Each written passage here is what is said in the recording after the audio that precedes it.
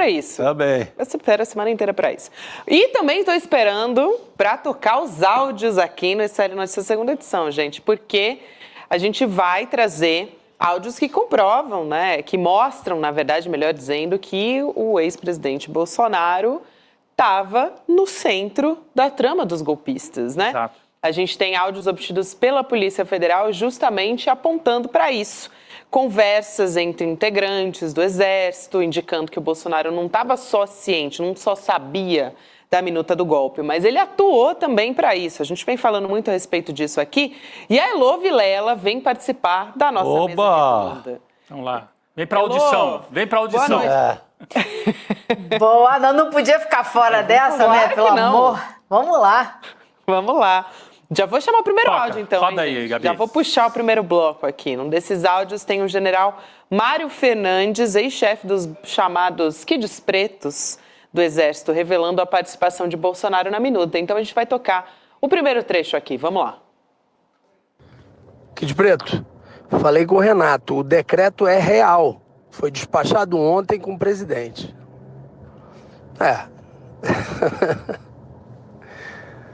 Movimento. Eu tô de olho aqui. O sujeito ri, o do outro lado que ele chama só de Kid Preto. Né? Ele dá uma animadinha ali na moçada, né? Devia ser naquele momento que não estava acreditando mais. Aí ele dá aquela famosa mais 72 horas, tem o presidente é real a minuta, vamos embora, e por aí vai. Esse sujeito não é qualquer um, Elô, é um general do Exército Brasileiro, Mário Fernandes, que está preso, inclusive, né? Então é ele dizendo: o decreto é real e foi despachado com o presidente. Por que o general ia inventar uma história dessa? E só lembrando, a gente fala muito deles aqui, mas os Kids Pretos são as forças especiais do Exército que foram acusadas ali, né? Tem diversas provas, enfim, materiais mostrando que eles estavam ali no planejamento do assassinato do presidente Lula, do vice-Geraldo Alckmin e do ministro Alexandre de Moraes também, né, Lu? Eu acho que essa frase dele é essencial, né? O decreto é real, foi despachado ontem com o presidente. Isso daí diz exatamente tudo que a gente precisa ouvir. É mais uma das provas da participação ativa do ex-presidente nessa trama golpista. E é o que a gente hoje pode usar para refutar as pessoas que ainda insistem em dizer que o Bolsonaro não sabia, que o Bolsonaro... Quase como se o Exército, as Forças Armadas tivessem inventado um golpe do qual ele nem estava sabendo. Não, ele participou, ele editou a minuta golpista e ele autorizou o plano do punhal verde e amarelo que queria assassinar o Lula, o Alckmin e o Alexandre de Moraes. Então tá aí, o decreto é real. E foi despachado ontem com o presidente. Na voz do general Mário Fernandes. Sim. Na voz do general. Não era assim, um sujeito acampado lá na porta do quartel que está passando história que ele ouviu falar. É o general que está no centro da história falando. O cara que ia lá na cozinha do Bolsonaro. E foi... Foi várias vezes. Então... Ele teve um cargo, ele foi subchefe do Heleno, né? Ele foi subchefe do GSI, se eu não estou enganado. O Mário Fernandes teve um momento que ele ocupa um cargo central realmente no governo, além da importância dele como general, né? Como militar. Exatamente. É isso que eu ia falar, não é só ter sido parte do governo, ele é um general das Forças Armadas, é o pessoal que tem as armas, é o pessoal que tem a força, né? E que pode, então, abusar dessa força e dessas armas para dar um golpe de Estado. E ex-número 2 da Secretaria-Geral da Presidência. Secretaria-Geral, eu falei GSI, a Secretaria-Geral da Presidência. Mais perto ainda, né? Mais perto ainda. Muito bem, vamos trazer mais um trecho aqui. Vou aqui trazer um pouquinho mais de detalhes, porque é o Tenente Coronel Guilherme Marques de Almeida. Ele não é um nome tão conhecido quanto o do Mário Fernandes, que a gente, na verdade, passou a conhecer quando o relatório da Polícia Federal saiu, né? Que veio à tona transcrições do Mário Fernandes e como ele estava ali à frente de tudo. Mas a gente separou um trecho desse tenente-coronel Guilherme Marques de Almeida, que ele atuava no Comando de Operações Terrestres do Exército. Então, atenção aqui, o que ele fala é que os militares teriam que sair das 4 linhas em algum momento. Quem usava essa frase era o Jair Bolsonaro, né? As 4 linhas da Constituição. Só que muitos estavam com medo de embarcar no golpe. Então ele está falando ali dos militares, né? E ele também fala sobre como seria fácil para os manifestantes invadirem o Congresso. Vamos ouvir mais esse trecho. Vamos lá. Pô, a gente podia tá na liderança do movimento aí, né? Só que depois a gente vai preso. Não, mas sério, eu acho que o pessoal poderia fazer essa descida aí, né? E ir atravancando mesmo. Porque, pô, a massa humana chegando lá não tem PM que segure. Pô, eu já estive do lado da contenção de turba, né? E a gente faz estudo disso e tudo. E, pô, quando chega um movimento grande assim, não dá tempo de reagir, nem tem efetivo, porque a turba sempre é muito grande. Então fica complicado de defender grandes áreas, né, de proteger grandes áreas. Se chegar uma massa de gente, pô, vai atropelar a grade e vai invadir, depois não tira mais, né? E assim, dentro das Forças Armadas, pô, ninguém quer se arriscar, né? A gente até já levantou algumas hipóteses aqui, mas assim, se arriscar que eu falo individualmente, né? A gente levantou as hipóteses de colocar alguém para fazer essa... Mas, assim, é só a hipótese levantada e na raia miúda, porque no comando ninguém quer correr risco, né? Então, fica bem complicado. A gente teria meios e gente para fazer isso, mas essa decisão nem chega no nível. Os caras já cortam logo, não tem nada, então, bem complicado. Gente, o que me chamou a atenção foi a primeira frase dele, né? A gente podia estar na liderança do movimento, só que depois a gente vai preso. Ele dá uma risada. Ele sabia todo o roteiro, né? No fundo, já sabia. Sabia o perigo que é e o que estava fazendo. Estava fazendo algo muito escandaloso. Claro, né? Sabia muito bem. Se a gente vai preso é porque... Elô, só para lembrar, esse tenente-coronel jovem, até pelo menos pela imagem que aparece aí, ele comandou o Batalhão de Operações Psicológicas do Exército. Simplesmente, quando foi... Antes de estar no Coter. Isso, antes do Coter. E quando sofreu busca e apreensão, é aquele que desmaiou. O Mauro Cid desmaiou e esse aí também desmaiou, Elô, além do Flávio Bolsonaro, que desmaiou no debate lá no Rio de Janeiro. Então é um tal de milico e amigo de milico desmaiando para todo lado. Fortes emoções, né? Fortes emoções. Esse aí sabia. Esse aí sabia que ia viver fortes emoções. Esse aí sabia. Agora, achei interessante é que ele faz toda a descrição do que realmente aconteceu. Sim. Ele está dando a entender nessa fala dele que a raia miúda das Forças Armadas ia permitir que o golpe acontecesse, apesar do comando estar com muito medo. Porém, em quem que, na verdade, eles se apoiaram? Eles se apoiaram na Polícia Militar do Distrito Federal, que foi justamente a turma que liberou o acesso da esplanada e foi junto com os manifestantes, desceu até a Praça dos Três Poderes com os manifestantes, quando a obrigação da Polícia Militar era circunscrever aqueles manifestantes à área onde eles já estavam.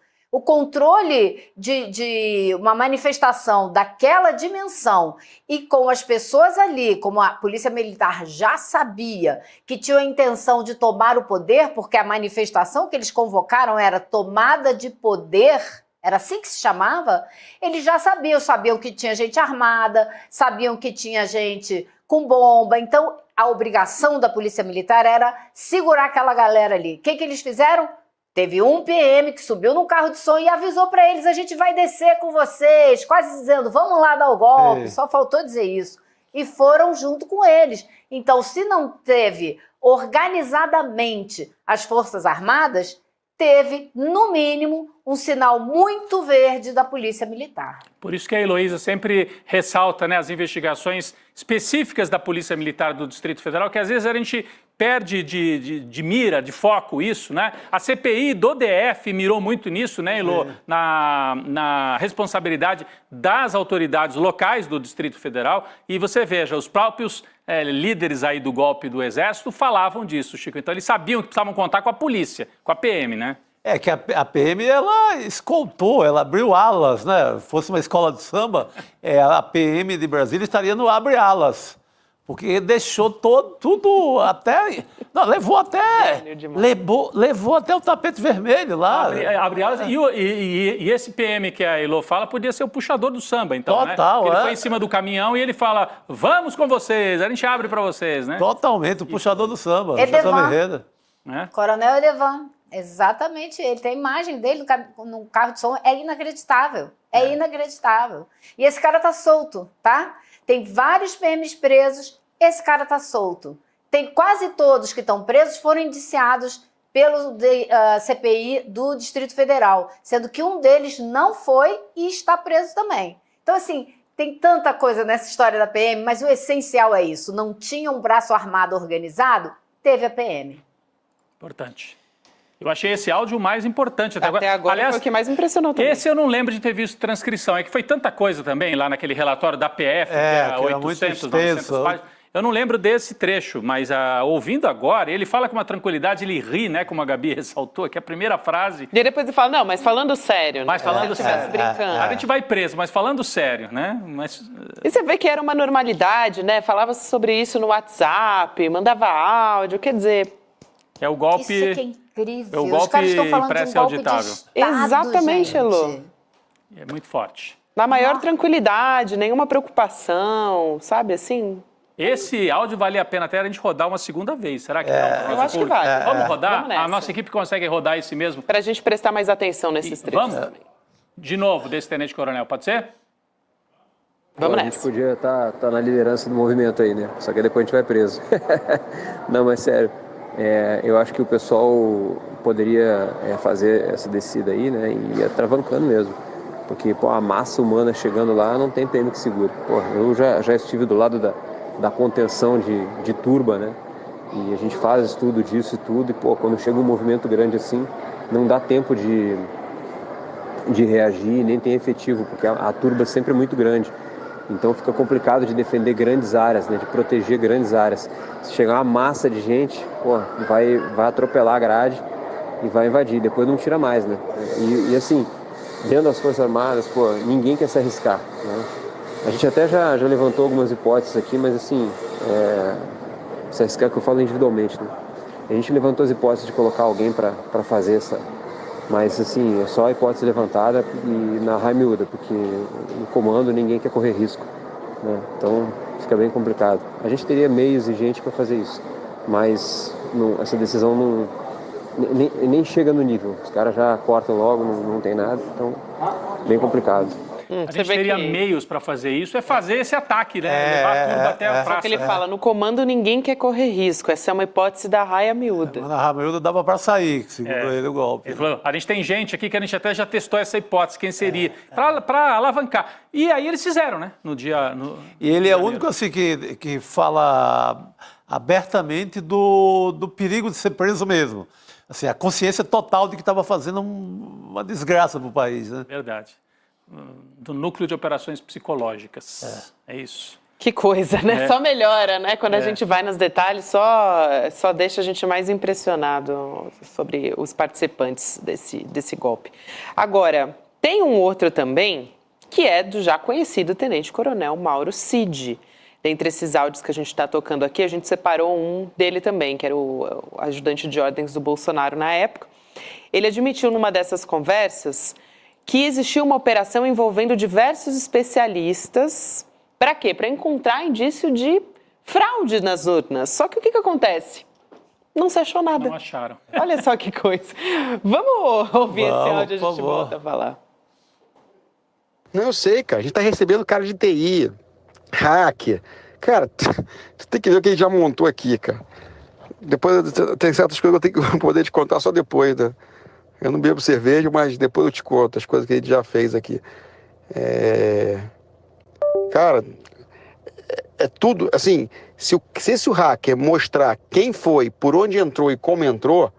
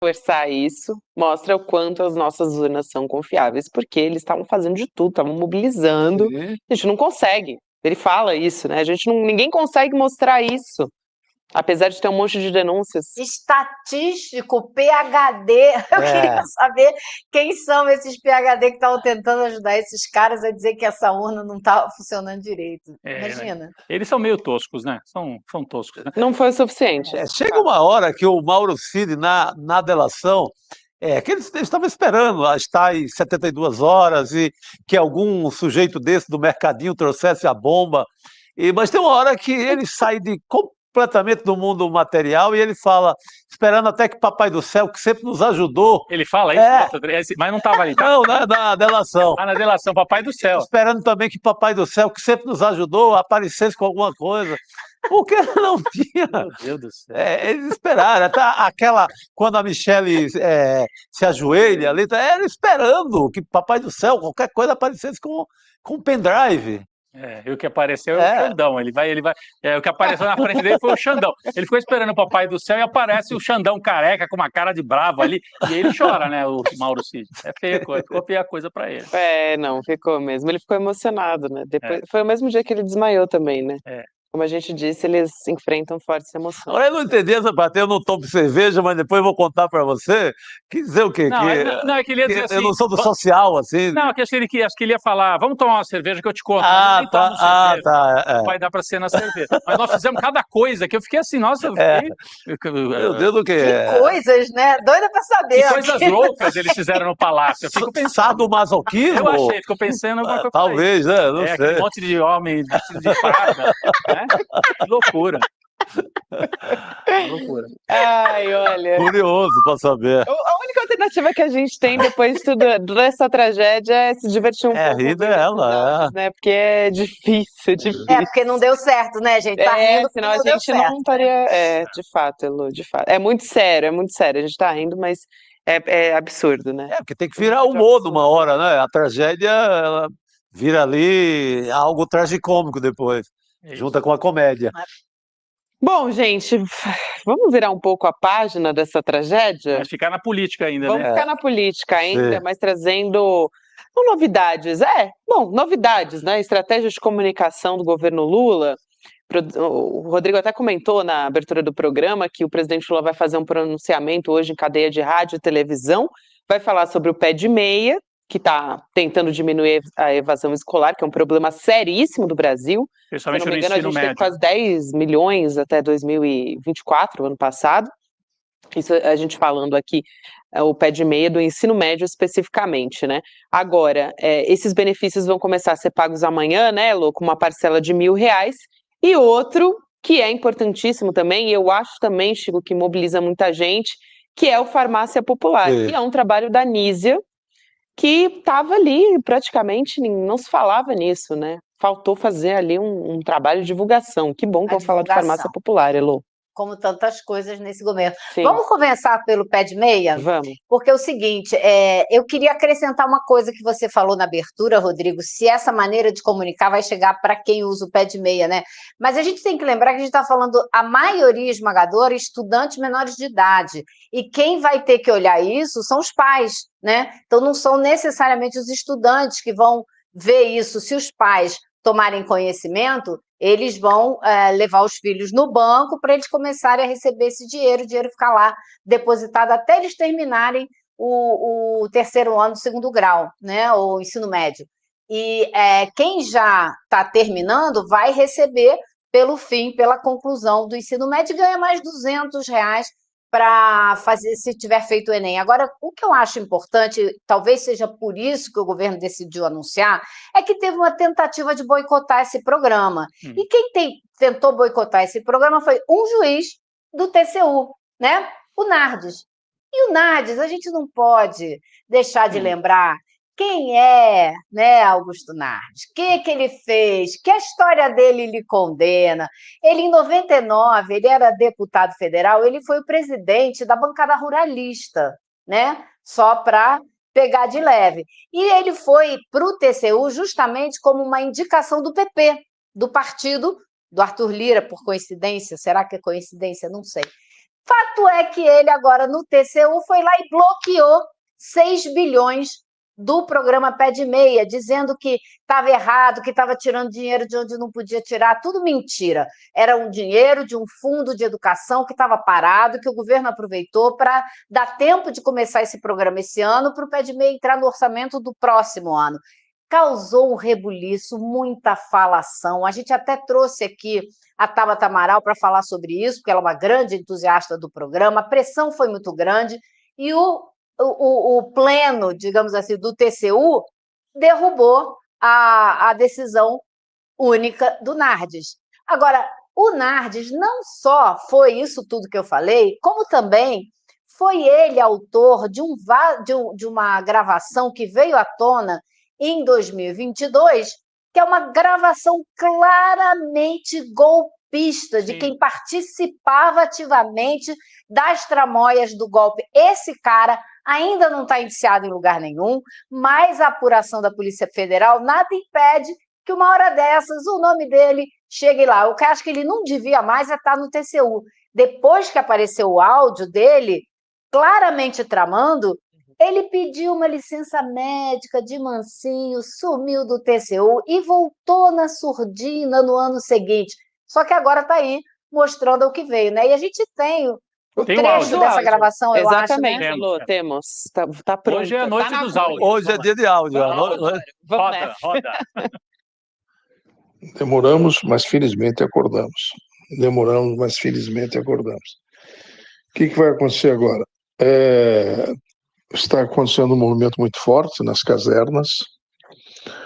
Eu acho que é questão de horas, dias, no máximo, uma semana, 2, ou talvez menos que isso, que vai acontecer um desenlace bastante forte na nação. Torcida pelo golpe, tá claro. Total, né? mais um. Acreditava de forma veemente, assim, que tinha golpe. Ele fala nas próximas horas, ele era da turma da... Espera mais 72 horas. Mais 72 horas. Mas estava lá no conluio, estava ouvindo, né? Mais impressionante é o começo desse áudio, quando ele fala, finalmente acordamos. Finalmente acordamos, ou seja, ele não só está falando que o golpe está sendo gestado, como ele se coloca dentro desse grupo, ele se coloca como uma pessoa que acha que é isso mesmo que tem que acontecer. Está muito claro, para mim não resta a menor dúvida. E ele está mandando esse áudio por um amigo do agro, e ele diz, avise nossos amigos do agro. Ele pede para avisar. Ou seja, também nessa fala dele, ele traz para dentro da trama golpista a turma do agro, são os financiadores, que está faltando aparecer aí nessa denúncia da Procuradoria.